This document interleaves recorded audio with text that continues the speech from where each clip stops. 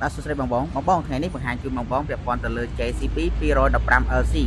ដែលជា excavator គុណភាពល្អហើយបងយកទៅប្រើគឺកាន់ឆ្នាំបានប្រើរាប់ឆ្នាំអញ្ចឹងបងបញ្ជាក់ជូនបងនេះជា JCB 215LC ដែលមានកម្លាំង140សេសណាបងកម្លាំង140សេសទម្ងន់21តោនជាខ្នាត0.09 ឬក៏ប៉ែវាបាន1គីប2បងមកគីប2ណាអញ្ចឹងសម្រាប់បងចាប់អារម្មណ៍ចង់បានឥឡូវយើងមានកម្មវិធីលក់មួយគឺបងមានលុយត្រឹមតែ7000ឬក៏10000បងយក excavator យកទៅប្រើបានហើយបងមានមួយទៀតសម្រាប់បងដែលត្រូវការជួលយើងអាចជួលបាន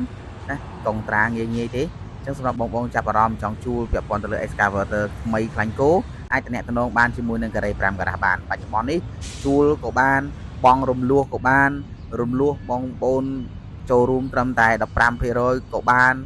រំលោះបានរហូតដល់7ឆ្នាំបងជាមួយខាងធនាគារបើនិយាយទៅយើងមានគ្រប់បែបយ៉ាងមួយទៀតបងប្អូនអាចមានបៃដូរទៀតណាបងប្អូនអញ្ចឹងអរគុណជួបគ្នានៅវីដេអូក្រោយ